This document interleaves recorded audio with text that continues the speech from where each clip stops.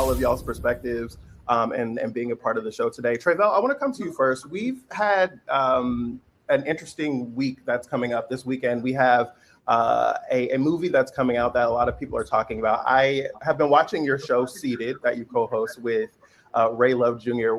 You guys say that is the blackest show about movies.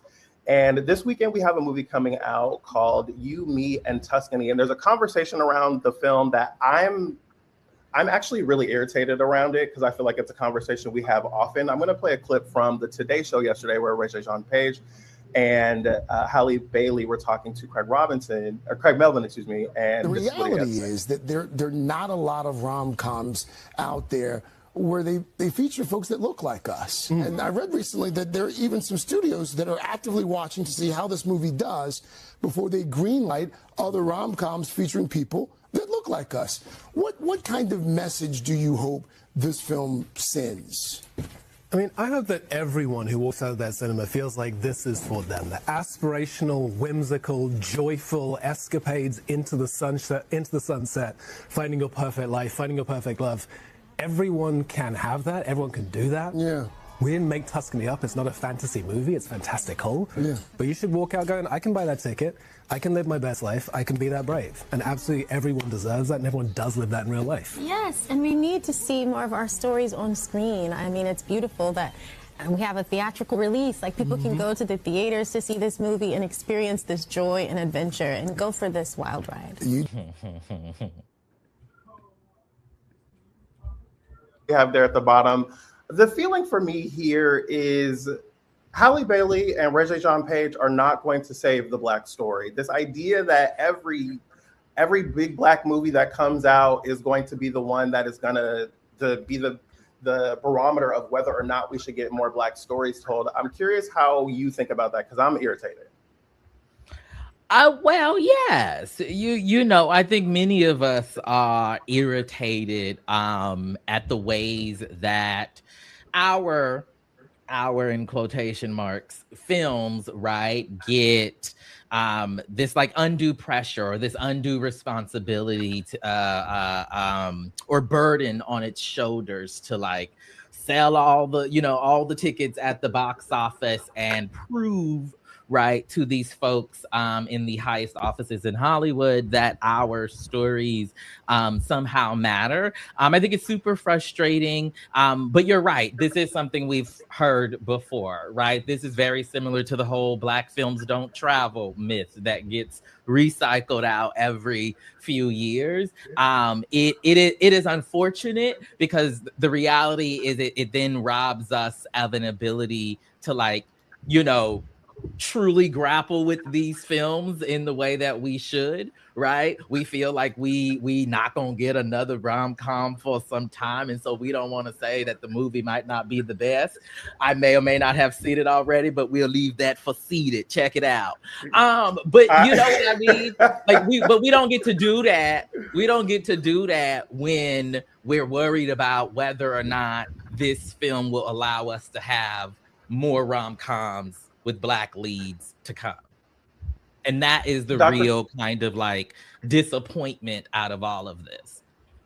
I feel like we have had this conversation around so many different Will Packer movies, even, right? When we were having Think Like a Man as like the movie that's going to save the Black movie. Girls Trip, the movie that's going to save the Black movie. And I mean, we've heard this about other Black movies, but Dr. Corey, when we're thinking about this from a media psychology standpoint, as you think about how people take this information in and it resonates with them, how do you think about like how people are hearing this message and what they're taking away from it, and when they're putting so much investment in these stars and these movies? Yeah, I think, this is an interesting time. I think that, there will certainly be people who are interested in going to see a rom-com right now. And then there's some people that aren't really checking for that. We live in an era now where people are really interested in true crime series. We're living in an era where people are watching their penny, so they'd rather binge watch something from home because they've subscribed to that platform. So I think putting all of this pressure on this cast, I think to Tre'vell's point, there's a lot of factors that go into making a really great movie, casting, writing. And so to have all of that riding on the shoulders of these two young people, I really think that that's unfair to them.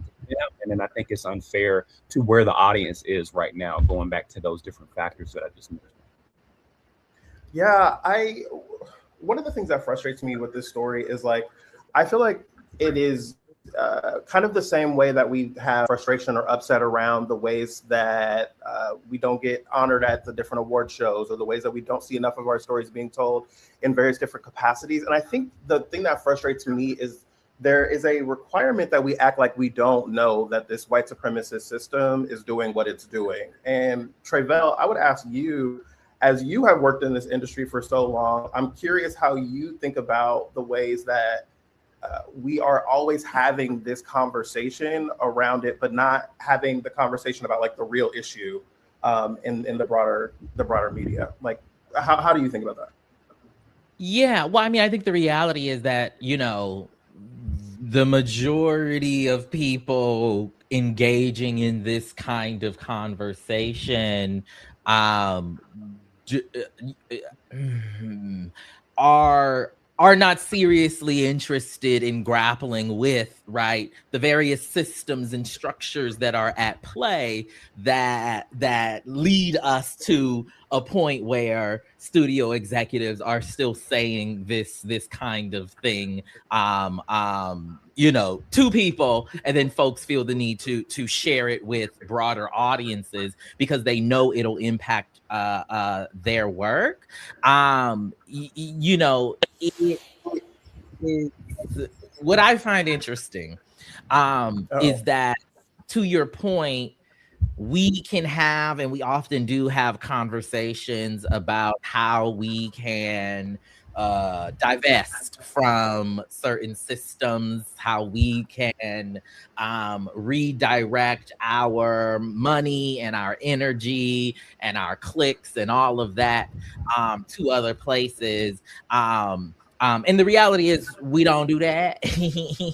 And so we often ourselves, right, end up playing our same role in this self-fulfilling cycle of discourse around these things, right? Because, to your point, we don't really want to talk about how various systems, including the Hollywood system, are actually set up from their foundation to keep our stories out of the theater.